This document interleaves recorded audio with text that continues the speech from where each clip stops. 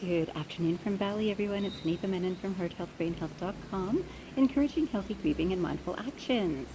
Today, I have the thought process of, I'll call it maternal, but nurturing energies. And of course, in my mind, this mind, it's not unusual that I would be reflecting on this because I've just finished that whole series of Shakti Power. And Shakti Power is this feminine divine energy that comes through all of us, men and women. And it combines with Shiva's power of strength and power uh, in a different sort, in terms of putting something and holding it within strength, and then Shakti power is allowing it to move. Now, Shakti power, if you did see the series that I have created about this, is also about nurturing and acceptance and kindness. And of course, some of these things are things that people don't give so much value to because it just seems like what has been called soft skills in Western medicine. And of course, it's changing now, or maybe I shouldn't say of course, but it is changing now. At the same time, we still have not truly understood how powerful these powers are and the fact that it's in all of us. So today, I've been reflecting on this awareness of how maternal style energies have affected both men and women in my practice. And this is over the years of practice that I've practiced in any form. So whether as a naturopathic doctor, whether as a grief recovery and brain retraining guide, whether as a Vedic scholar and guide to others. And it's the same sorts of ideas that come up. Today, I thought I would share with you some ideas of maternal energies. And you might have heard some of these things before, but I wanted you to be able to have some detail about it before we discuss it just a little bit. So the first thing I wanted to talk about is something that I had never heard of, this term, and leave it to Western medicine or science or DSM-4 or 5 or 6, whichever we're up to right now. So when we're looking at diagnostic manuals, we look at these are the details behind a particular label of condition. And so I came across something that's called cold mother syndrome. I don't know if you've heard of this term, but it's called cold mother syndrome. And I have to tell you, this is something I've heard about from men and women throughout my years of practice. So I thought I'd read this out to you. Cold mother syndrome refers to a parenting style characterized by emotional distance, dismissiveness, and rejection. This type of mothering is often accompanied by a lack of emotional availability and neglect of a child's emotional needs. A lack of emotional availability. Now, so many people, when they think of women in general, I've heard this bias of, oh, women are so emotional and they're so caught up in emotions. And look, this is a lack, it's neglect based on a child's emotional needs. Now this, again, this cold mother syndrome, I love that this quotation, this came from, what's the counseling company, I guess. It's called Sunshine City Counseling, and I'll put the post of where this line came from. But again, this idea, this quotation is so important that it's saying a parenting style because both men, fathers, mothers, can do this. This can be, and it could be that they've been very attentive and very nurturing for some length of time, and then there comes a point, or it could be right from the beginning, that they've never had that feeling of wanting to get involved in some emotional needs of a child. And a lot of people I've spoken with, as I said, have gone through this, that they feel today that they didn't really have a close family member, not mother, not father, and often they're thinking about their mothers when they're talking about this. So this is interesting that it's called cold mother syndrome. I put it together with Shakti coming through men and women. Some of the patients and clients that I've spoken with have said how much more nurturing their father figure has been compared to the mother that has been distant or absent or dismissive or, let's say, even reactive in terms of that rejection of, I don't want to hear about this. I can't handle you speaking about this. So that sort of idea. And then some mothers or maternal energies are just missing in a child's life, just in terms of a mother might have passed before the child had started growing to a point that the child can recognize the mother, or a mother might be the one that's working much more than the male figure, father.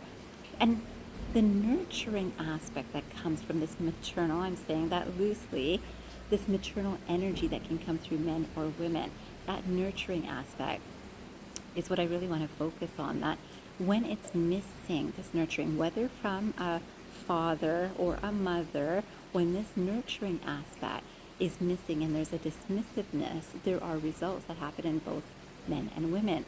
So then I saw this wonderful description of how does an absent mother affect her son. Because I've heard and seen many men that have had an absent mother in their growing years. And in the absent mother syndrome, it's not an absent mother, there's not a syndrome title for this, by the way, it's just how does it affect her son.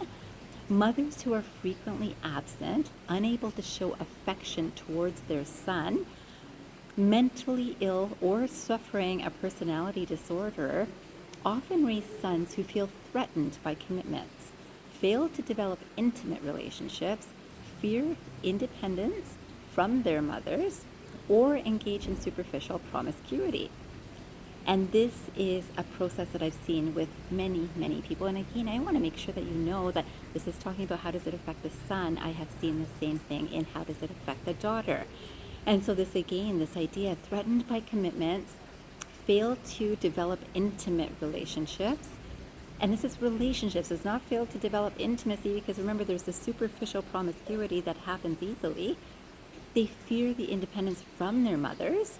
And usually the cases that I've spoken with, at least, it's because the fathers are very willing that, yep, you do your own thing. Don't worry about your mother. It's fine. You do your own thing. They're given a strength from somewhere, and isn't that nurturing?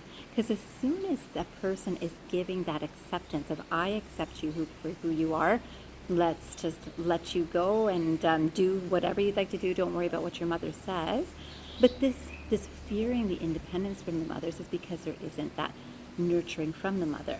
But the nurturing is coming from the father in that situation many times, or another parental figure. So remember, it doesn't even have to be blood relative. It is just who is nurturing, who is accepting, who is tolerant, who is helping.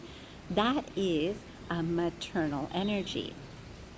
So finally, I wanted to talk about also how it affects daughters, because it affects daughters according to, if we were to separate the two, which these things do when they're looking at it from a medical perspective, there is not a separation. I can definitely tell you that I've seen both aspects. So again, one is talking about how does it affect the son and how does it affect the daughters, what I'm going to read next.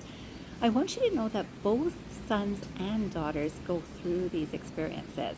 And unless we reflect on what has happened, sometimes many people do, and they'll just say that, yeah, that was like, when I was growing up, I'm way beyond that time now, and they are, and yet they're still experiencing the effects of it.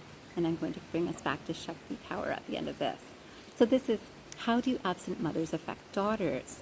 Daughters may struggle with feelings of neglect and abandonment, leading to long-term challenges in self-worth, trust, and emotional security. Understanding these issues is crucial, as they often contribute to mental health concerns like anxiety, depression, and identity struggles.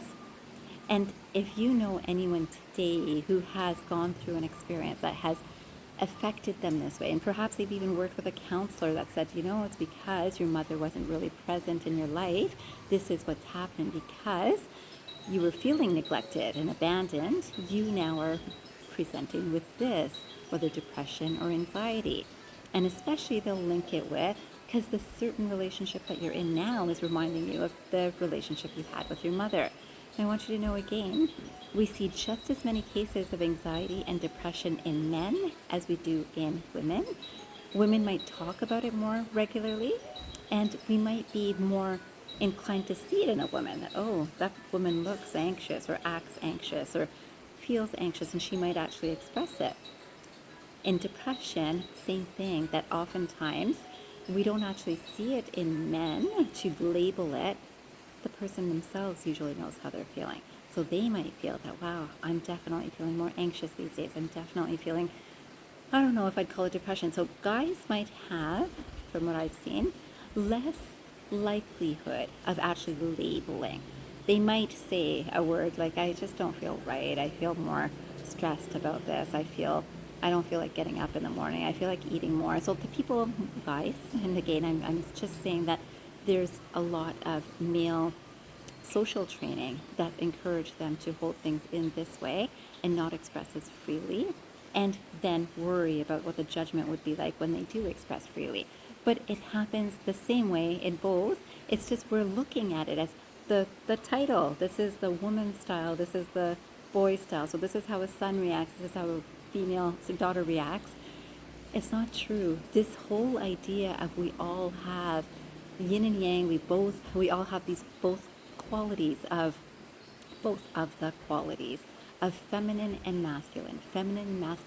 So if we can let go of because they're a woman, they're going through this, because they're a boy, they're going through this, it's a man, they're going through this, it clarifies that for all of us, it's the human experience. It is the human experience that when there has been an experience through life that has not been nurturing, it shapes us a certain way. But when we become aware of this, we can either blame that, oh, that's why, because, my mother was never around.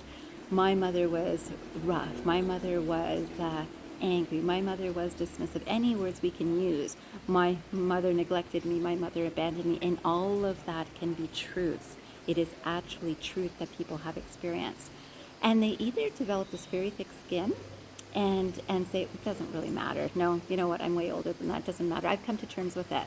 Yet their experience and the actions that they're doing are often reflecting the same non-nurturing energies that they've received growing up. So I see men who can be very dismissive with women that can literally, yes, enjoy perhaps superficial promiscuity. I see women doing this too. And it's this whole idea of, well, you know what? I'm just satisfying a need and that's all I need right now and I'm good. And what's wrong with that? And the not so good about that is the fact that it doesn't connect with a person. It's not an acceptance of you are as wonderful as I am. You might be as wonderful as I am in this moment because you're satisfying a need for me. And again, women can think this way about men and men can think this way for women. And there is no reflection in these times about why am I this way. This way, we understand that we came as souls into this life experience to build and grow, to evolve, to learn something that we have not learned, in this spine's opinion, in a previous lifetime, in a previous time, even in this life. We have an opportunity every moment. Can we be the nurturing rather than looking at, oh, my mother did not nurture me, my father did not nurture me, my first boyfriend did not nurture me, maybe my many boyfriends have not nurtured me, many women have not nurtured me. I've always fallen in love with women that have very strong and confidence and they're very masculine, and that's what we're training in society, isn't we? Aren't we? Isn't it what we're doing as a society, is that we're training, teaching, helping women grow up more like boys, that, this is how you survive, this is how you are strong in the world, this is how you speak your mind and don't let anyone walk all over you. And it is good to a point until we ourselves become neglectful of the people that we are interacting with. So when we're going through anything and we become less sensitive, we, men and women, are losing our nurturing qualities. This comes back to Shakti properties. Shakti properties benefit from constant practice, that unless we're trying to focus on how can I improve, how can I not have a judgment about my role and another. So I can look at a boy and say, well, guys have it so easy because women have all of these expectations out of them. And this is the social training that we've had. And then guys can say the same thing. Women have it so easy because guys have this expectation from society if they should be like this. So they can't express these emotions. And I don't really want to anyways. Women do this now too. But it's like, that happened. I don't really want to explain that. And there was a time where a lot of women did that. And then a couple generations ago, we'll see that women who are aging, so let's say in their 80s, 90s, 70s sometimes 60s, don't feel like expressing. It's like, that was so long ago. But they're not healing. And then their own nurturing ability is limited in that. And that recognition for us to understand about ourselves, that this is an awareness for us, that if there was any nurturing that was lacking as we were growing up, as we're growing now, as we're evolving now. It's up to us to fill it rather than looking for it from the partner, the parent, the sibling, the child. Anything, we ourselves need to learn how to nurture ourselves to build up these Shakti powers. And I believe that men and women have been affected this way as an opportunity to understand and grow and develop and just become a little bit better. And the only bit better that we're becoming is we're losing the ego of, I don't define myself as a female or a male, I just define myself as a soul. This soul is going through this journey. Sure, I like dressing feminine, I feel feminine, I feel like the female I've been born into. I love it. At the same time, I don't define myself by that title of female, because females are like this and men are like this. No, I believe that we all have the same opportunities and qualities, and this also then directs us towards our roles. So if you are a parent, so this is coming into mothers again, right? So if you are a mother, how much do you wear that hat of, oh, mothers should be like this and I haven't been like this. Mothers should be cooking in the house and I'm not cooking. Mothers should be doing the cleanup and I'm not doing that. Mothers should be loving and kind and compassionate and understanding. So that's one aspect. So too much asking a lot of oneself, and then not also appreciating if you're with family members. So let's say a spouse or a partner or relationship that is that nurturing energy. Try not to be competitive. So if a male energy is actually providing the nurturing in the home, fantastic. That's that time that the male is providing the feminine energy of nurturing. Then no competition of, oh, wait, that's supposed to be my role, and I can't believe they're doing that. I'm happy that they are, but it's like, shouldn't I be like that? How come I'm not like that? So we start judging ourselves in comparison. With men, it happens too, that they will look at the female that they're with and how come they're not cleaning? How come I'm the one who's cleaning or cooking or making time for the nurturing conversations with the kids? We're all helping each other, and to learn from each other and just have an appreciation for each other, of what we're doing for each other, even as friends, as helping one another. Do not label it as the man should be doing this, the woman should be doing this. There's no shoulds, there's can. This is the person who has this energy at this time. So this is why I wanted to make sure that you know that this idea of you cannot give what you do not have. So if you have not been nurtured, have sufficiently nurtured by the male or female in your life, whether as parents and parental influence, or whether as friends of the family, as sometimes it's a whole community that's helping raise children, sometimes it's foster families, and there's all that nurturing that can happen in that. But if it hasn't happened, and you've become understanding of, I see that they were in not such an easy space, and so I'm understanding, but have I taken up that role to do that for myself? Because we can. And this is the thing, that this is an opportunity to learn and develop this way. Because unless we nurture ourselves, we've got nothing to give from. But we might be thinking that we're being so nurturing, and this is something we've never had. I haven't had this nurturing. Look how nurturing I'm being. But when you've only got 20% of nurturing in your own system that you're familiar with and built up with, you can only give 20%. The good news is even if you're giving 20 or 40%, because that's all you have, that's all that's been filled, when you give 20 or 40%, whatever you've got, that is 100%. And this is the beautiful thing, that as you give, it will grow. As you give, it will grow. As you give, it will grow. But when you don't have very much, you think, oh, when am I going to be nurtured? Because we've been trained that this should come from the parent, or that parent, or this friend, or this coworker, or this boss, or this friendship, anything. This is where it should come from, outside of us. And this is the error in our judgment of understanding that I need to fill myself with this energy to be able to give fully. Then if someone is looking at us when we're giving fully and saying, you're not very nurturing, and we think, I'm giving everything I've got, understand that they might be seeing that we're only able to give 40%, and they might be fuller than 40%. And then all it is for us is not to get our backs up, but to actually understand that, yeah, I need to build this up in myself. I can give more. I can give more. I'm working on this. That's all. That's all. It's just an observation and awareness. Nothing to get into, head-butting about two egos fighting with one another.